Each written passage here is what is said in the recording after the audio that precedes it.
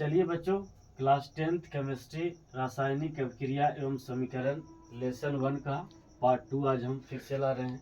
Part 1 आपका हो चुका है, जिसमें कल हम पढ़े थे कि रासायनिक अभिक्रिया क्या है, कैसे होती है एवं रासायनिक अभिक्रिया के विभिन्न प्रकारों को हम देख रहे थे, जिसमें हम 3 देख चुके हैं।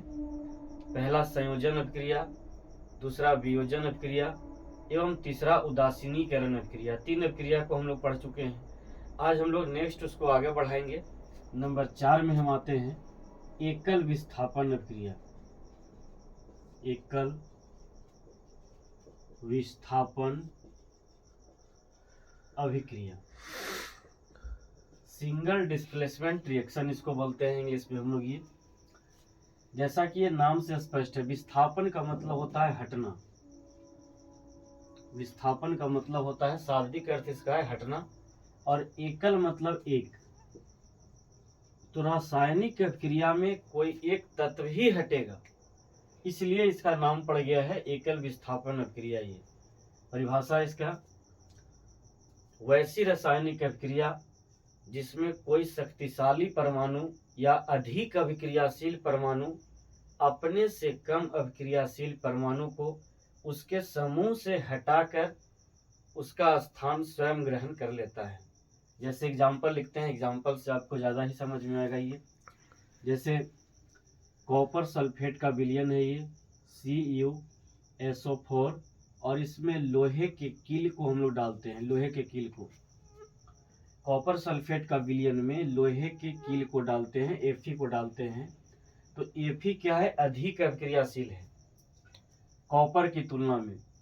कॉपर की तुलना में Fe जो है अधिक अभिक्रियाशील है, अतः Fe जो है Cu को विस्थापित करेगा और इसके जगह पर ये खुद आ जाएगा ये, और ये बना लेगा ये FeSO4 प्लस Cu।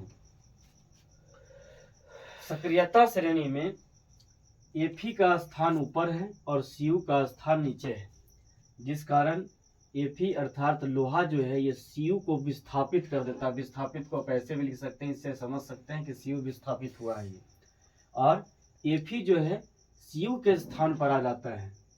तो दूसरा एग्जाम्पल भी आप देख सकते हैं, जैसे यहाँ पर हम लिखे हैं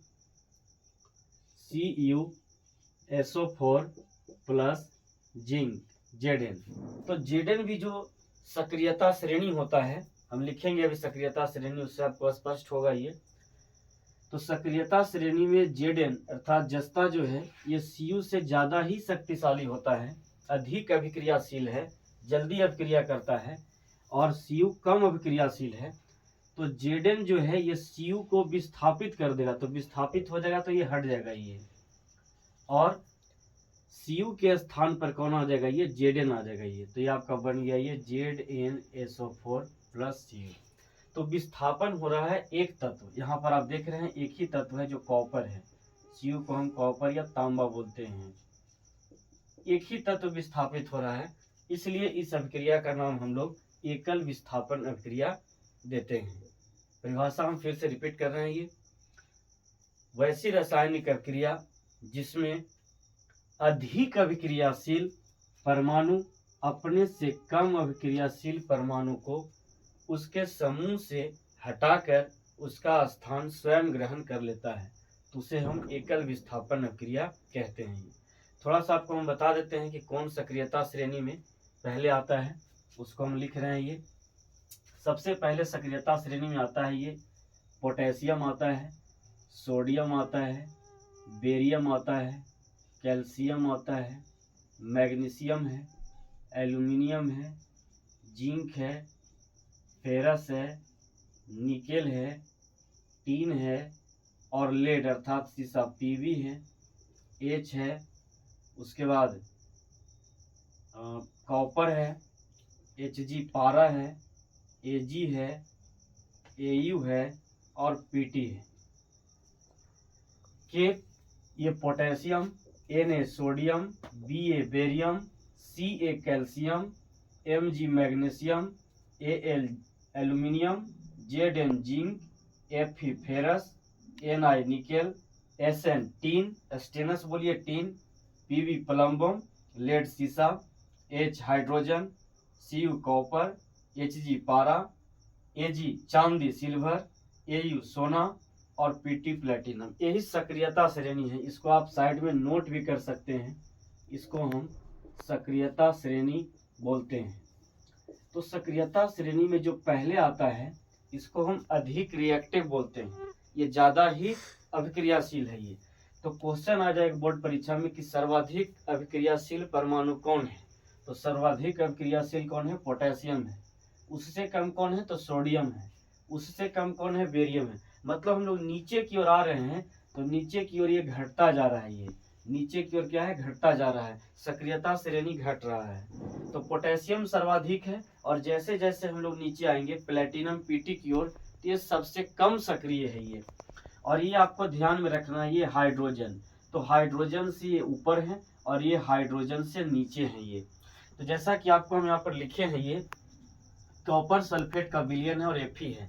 तो आप देख सकते हैं Fe सक्रियता श्रेणी में ऊपर है और कॉपर जो है ये नीचे आ रहा है। तो ये अधिक ताकतवर हो गया, अधिक शक्तिशाली है। और कॉपर क्या है? कम शक्तिशाली है। तो अधिक जो शक्तिशाली होता है वो कम को क्या कर देता है? विस्थापित कर देता है, हटा देता है ये। और उसके जगह पर ही आ जाएगा ये, कॉपर के जगह पर Fe आ जाएगा ये और कम को विस्थापित कर देगा। ठीक इसी प्रकार से कॉपर सल्फेट का विलयन है, इसमें हम जस्ते को लिए हैं। तो जस्ता भी आप देख सकते हैं Zn, ये भी अधिक अभिक्रियाशील है कॉपर की तुलना में, ये अधिक अभिक्रियाशील है। तो कॉपर को ये क्या करेगा? हटा देगा, विस्थापित कर देगा और उसके स्थान पर ये स्वयं आ जाएगा ये। तो ये है एकल विस्थापन अभिक्रिया ये। अब नेक्स्ट हम लोग आगे की ओर बढ़ते हैं। आगे आता है द्विविस्थापन अभिक्रिया।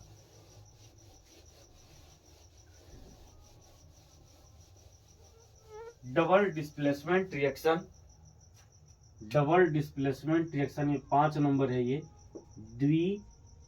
द्विविस्थापन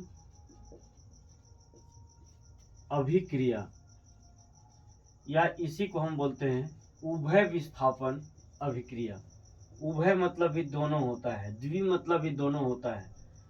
विस्थापन अभिक्रिया, इसको हम इंग्लिश में बोलते हैं डबल डिस्प्लेसमेंट रिएक्शन। ये तो इसके पीछे जो था सिंगल डिस्प्लेसमेंट रिएक्शन, जिसमें एक ही तत्व हट रहा था, इसलिए उसको हम एकल विस्थापन अभिक्रिया कह रहे थे।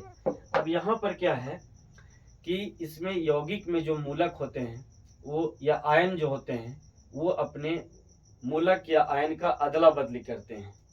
ठीक है, वैसी रासायनिक अभिक्रिया जिसमें अणु या आयन जो है वो अदला बदली करते हैं।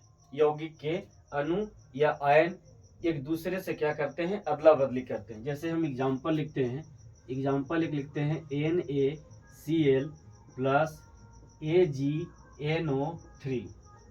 इसको हम साधारण नमक या सोडियम क्लोराइड बोलते हैं। और ये है Ag सिल्वर NO3 नाइट्रेट। रासायनिक अभिक्रिया में ये अपने मूलक या आयनों का आदान प्रदान करते हैं, चेंज करें, इंटरचेंज करते हैं। सर्वप्रथम तो इसको आपको ध्यान देना होगा ये कि टूटता है, आयन में टूटता है। और आप जानते हैं आयन दो प्रकार का है, एक धन आयन और एक ऋण आयन है। तो सबसे पहले जो लिखा होता है वो धन आयन रहता है और उसके बाद ये ऋण आयन है। इस पर जितना हम चार्ज लिखते हैं, जितना इसका वैलेंसी है उतना ही इस पर चार्ज लिखेंगे। तो सोडियम का वैलेंसी 1 है तो इस पर हम 1 प्लस लिखे हैं। क्लोरीन का वैलेंसी 1 है तो 1 माइनस लिखे हैं, चूंकि यह धातु है ये। सिल्वर का भी होता है 1 परमाणु संख्या, तो हम लोग इसको वैलेंसी 1 होता है तो इसको हम 1 लिखे प्लस में। NO3 का भी 1 हो जाएगा ये, तो 1 माइनस लिखाएगा ये। अब ये अपने आयनों का आदान प्रदान करेंगे। जैसे कि सोडियम के पास अभी क्लोरीन है, ठीक है, तो सोडियम अभी जो प्लस है ये दूसरे वाले के माइनस के पास जाएगा। ये वाला माइनस ये हट जाएगा ये। अब ये जो प्लस है अपने बगल वाले माइनस को छोड़ करके ये दूसरे वाले यौगिक के माइनस के पास जाएगा, तो ये बनाएगा NaNO3 प्लस। अब हम प्लस वाले को पहले लिखेंगे, Ag को पहले लिखेंगे। इसमें बच गया अब Ag, तो Ag को पहले लिखेंगे Ag, और इधर से मिल गया ये Cl। तो यहाँ आप देख रहे हैं कि डबल डिस्प्लेसमेंट हो रहा है। जैसे दोनों ही यौगिक अपने मूलक का अदला बदली कर रहे हैं। सोडियम के साथ क्लोरीन था तो क्लोरीन चला गया Ag के साथ।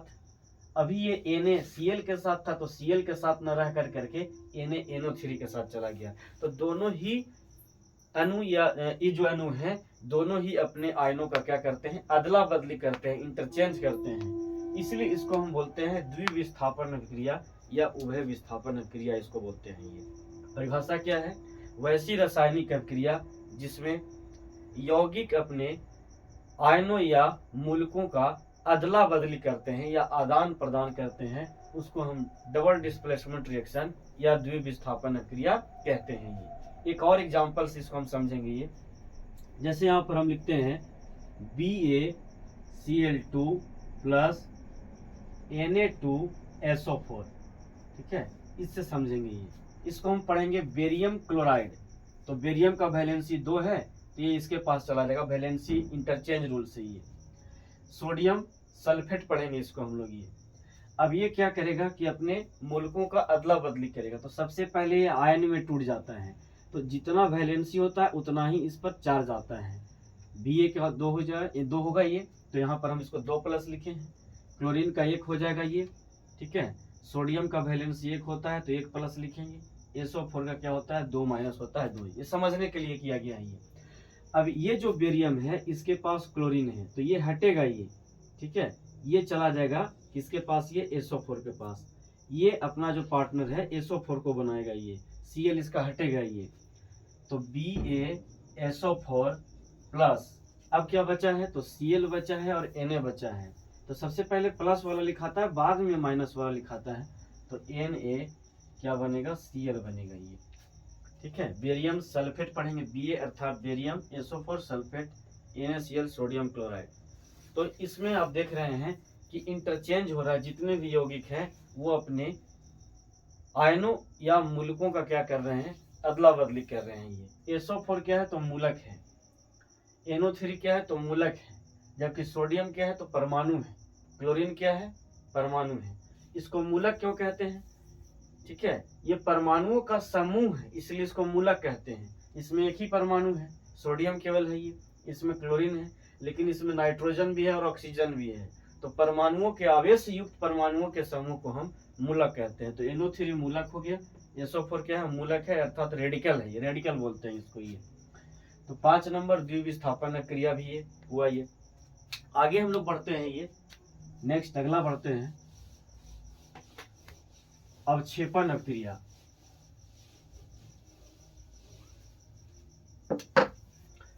6 नंबर में आपका आता है आगे अवक्षेपण अभिक्रिया।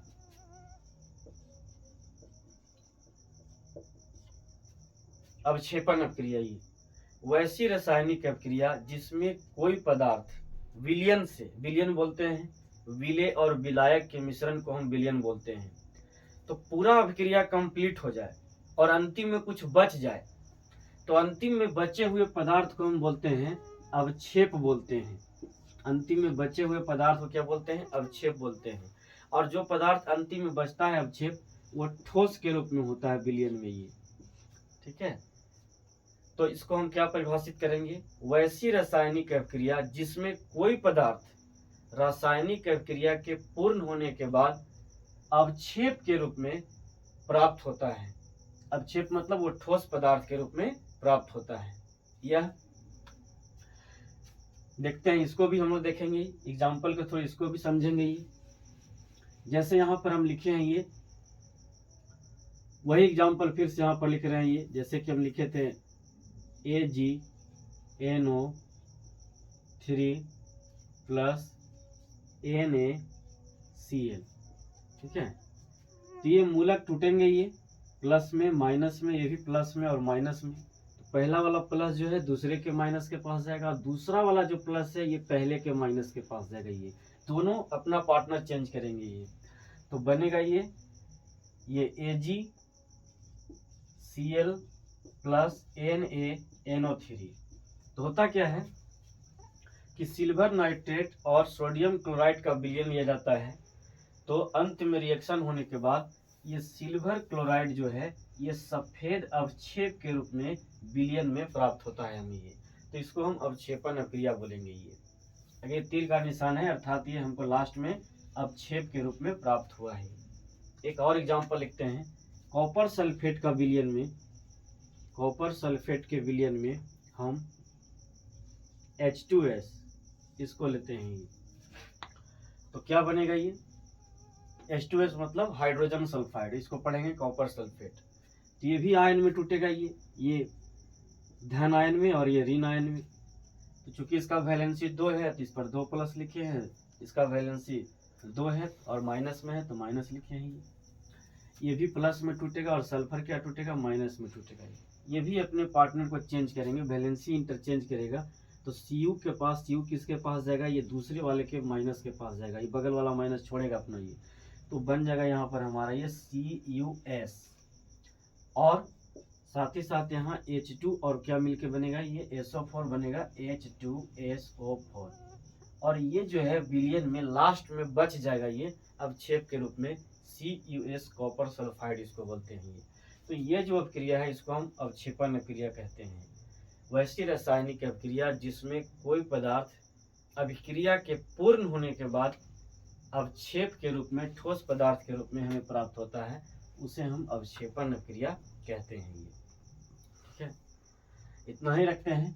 नेक्स्ट हम लोग पार्ट 3 में अगले क्लास में देखेंगे।